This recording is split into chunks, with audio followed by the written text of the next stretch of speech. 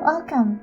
Today I'm going to show you how to use a Google Sheets to track your project. I recently posted my tracker template on X or Twitter, and you guys actually show lots of interest in it, so I released it as a template.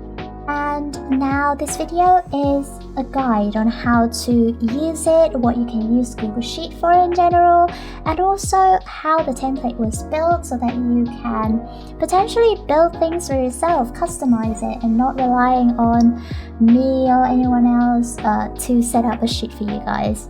A disclaimer though is that I understand this is only one of the ways that you can organize and plan with your projects. Either it is for streaming, content creation, or any kind of personal project really.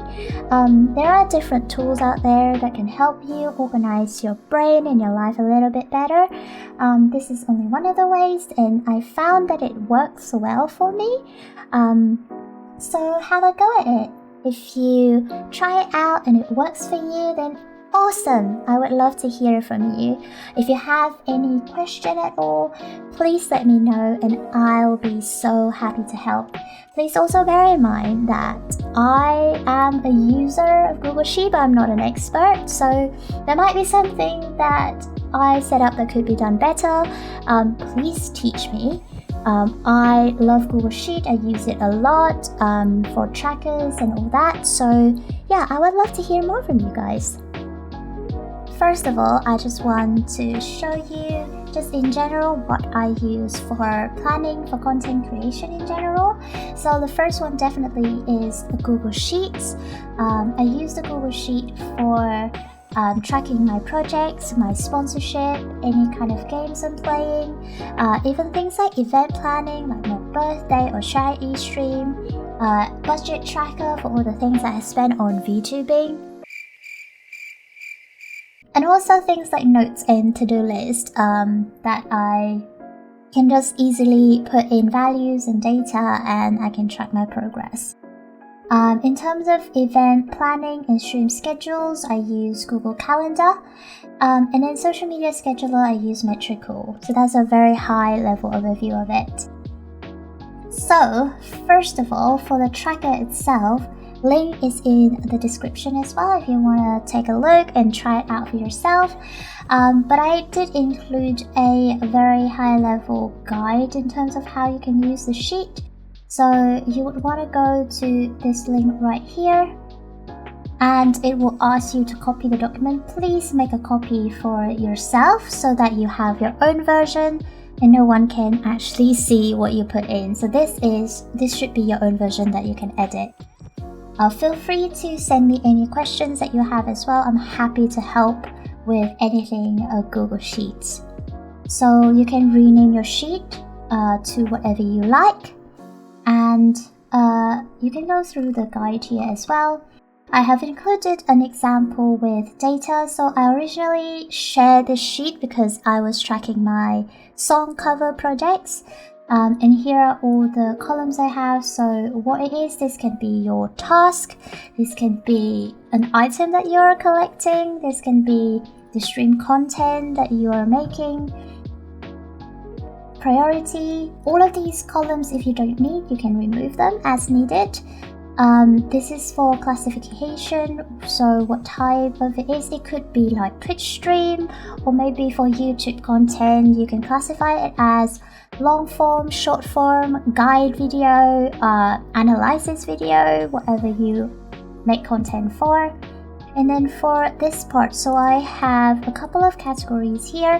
So for example, this is different stage of the process that I have for song covers. So I record my vocal, I get art done, I get mixed, I get a video done. And of course, not all projects follow this, but this is mine. And I have different kind of status to mark up how the progress is going. The cool things about using Google Sheet is that you can automate the tracker a little bit. I feel like it's a bit better than Notion for my own preference. I used Notion before, but then I switched to Google Sheet. It's because that I can of course, customize the colors and all that. But also, for example, you can see the ones that are in progress will automatically affect this column here because I've written out the actual formula. So let's say this one, maybe I have started on creating the vocal for it, and actually this is no longer on hold. As soon as I changed it to to start, this progress bar have been updated. Now that I changed it to in progress, it will also mark it as in progress. Another cool thing is you can actually see the progress here with the tracker, with the bar. It's also formulated and automatically updated. So let's say I add all of these to done, maybe 3 of this. You can see it is 75% done. So it's very visualized, and you can create it and update it, customize it to whatever theme that you would like, and I can show you how to do it. So in this template itself, I have set up a couple of categories here that you can see, and this goes up to 10 categories. So 1 to 5 and then 1 for 10 categories in total. I don't think a lot of project needs this many categories, but just in case that anyone need to use it. Let's say that you want to create something from scratch. So let's say task 1, and then you start to add in your category. So category, and then you want to add in a drop down. You will want to go to insert and go drop down, and then here you can see in cell B2 there is a drop down option, and you can see option 1 and 2 reflecting right here on the side. So here you can change the value itself. So you can say maybe if you are a content creator, you want to put a long form video and then short form video, maybe something like that. You can then also customize the color of the actual option itself. So here are some just default options, but you can go in and customize it for both the text and the background. So let's say I want actually white text and a darker background like this, and then I click OK. You can see that now the long form will have the blue, and short form maybe I choose like a brighter blue here. When you click out and click back in, you can see it is reflected right here for you. If you want to add another item, you can, and you can add however many items you would like to. Delete them, you can also reorder them. And then there's some advanced options. So for example here, if the data is invalid, so let's say maybe you just normally type in test, which is not a value within the options here. If you have the reject input selected, when you press enter, you will get an actual warning, and then it will not accept that value. Or if you choose show a warning, if you put test again here, you will get a very tiny little red arrow to signify that it is not relevant. It's not an option, but you can still have that value in the option itself. So let's say I will change it to short form here. You can also choose different display styles. So this one is called chip, which looks pretty cute. You can choose just arrows, so this will fill up the whole cell itself. It's just like visualization. Plain text would just be that. So normally I personally like chip, but you can go however you like. If you don't need this anymore, you can either remove the rule or you can just plainly delete it. Oh good. Once done, you can click done. And then there are 2 ways for you to populate the whole of this column, because normally I think you would.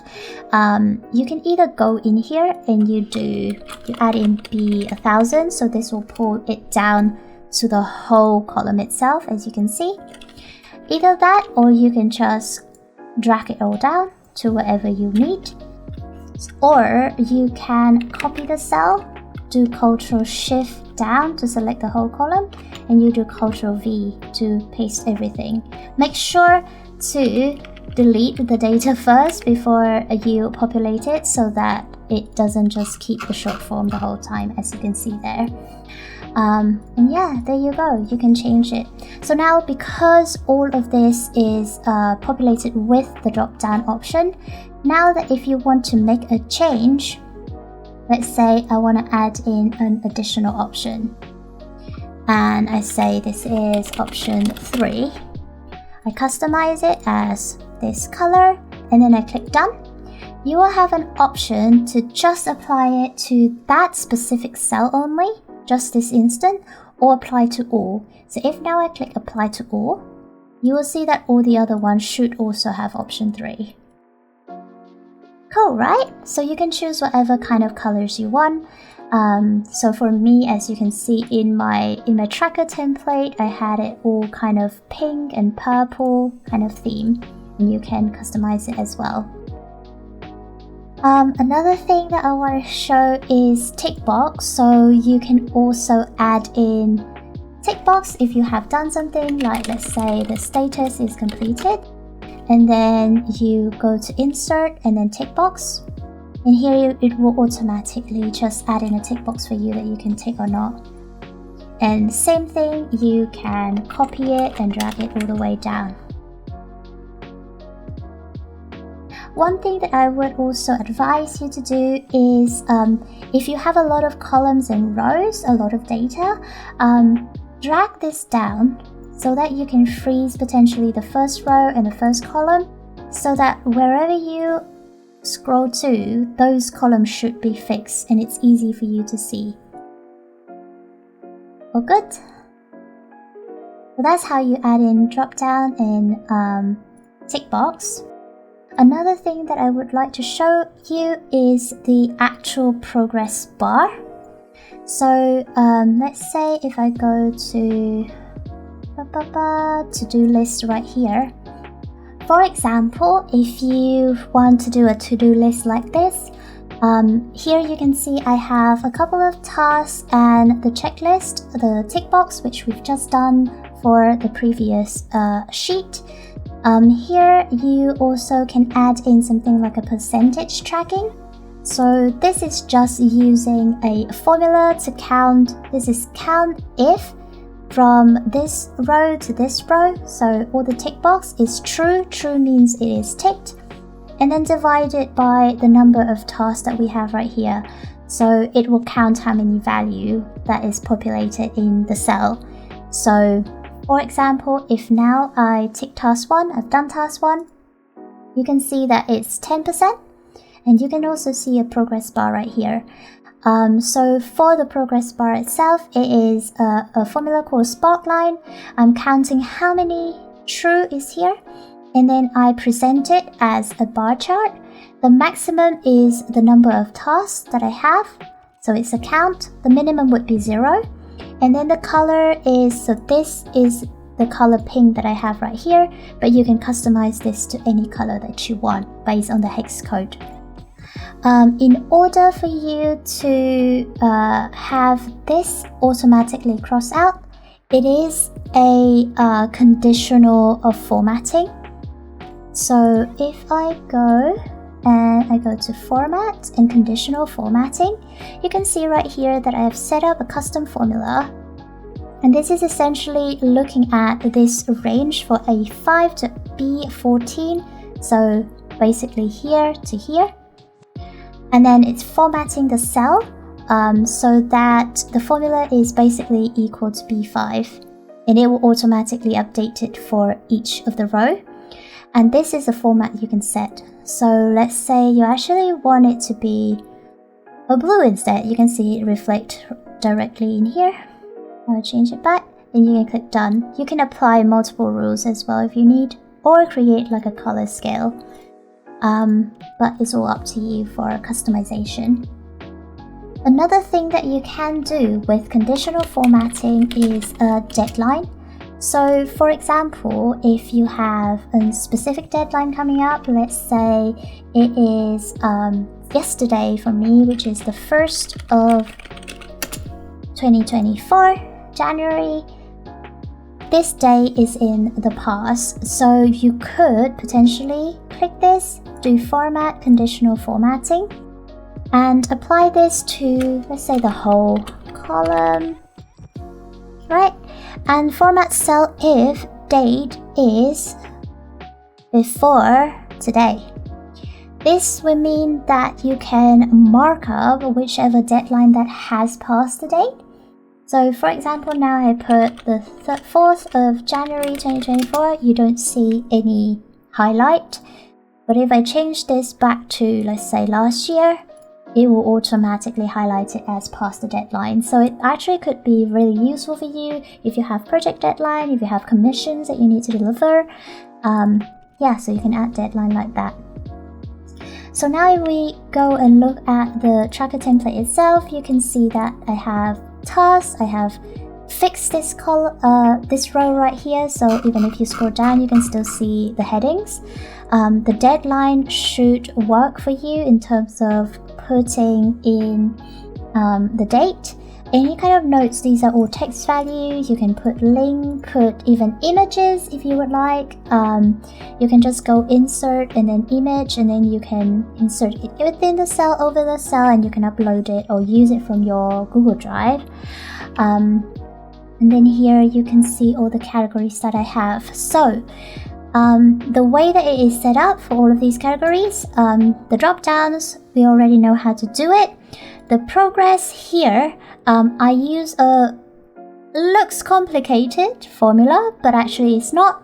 So I'm just breaking it down for you here. So let's go to this part first. So it means that if all of these are saying to start, it means that the progress is to start, right?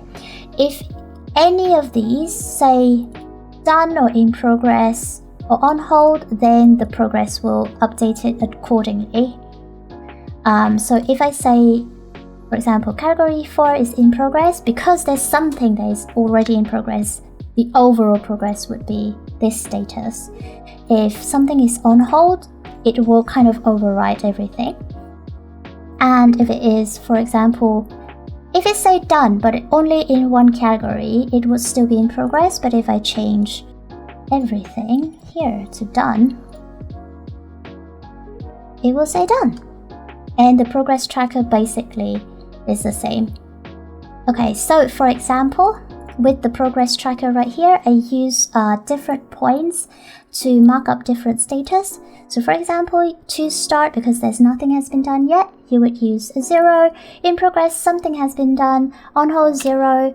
And done is 1. So the maximum progress highest point is 1. And then because there are 5 categories, the total when everything is done would be 5. So that is the maximum number. And then for the sparkline here, I just use maximum 5, minimum 1, minimum 0, and then the color. And so for the progress tracker, because the maximum that all of these could have is 5, I look at the number of actual points that there are, which is R2 here, and then chart type bar is the bar here, max is 5, minimum is 0, and then whatever color that you want to customize it as. Now that is how it is set up. In terms of the use of the tracker themselves, what you can use it for example, here I have, this is an actual view of what I have. I play Final Fantasy XIV, and you can see that I have my Moogle treasure trove last year. I didn't really grind it so much, but I kind of just calculate what I need, what kind of money that I would need to buy, how many tombstones that I still have to grind for. I got the important items, so that's fine. Another thing that you can use this for is sponsorship tracker. So maybe what type of sponsorship, what the date, what the payment, what your bid, and you can also track that like this. And you can use kind of formulas to, track your earnings. So yeah, there you have it. I hope this video has been helpful for you, and if you do use a template and if you have any questions, please let me know. I love to hear from you guys, and if you want more content like this, things like streamer guides, project planning, please consider subscribing, liking the video. It will help me so much. I've not really done this a lot before, so if you have any feedback for me as well, please do let me know. But thank you so much for your time. I hope it has been helpful, and I'll see you next time.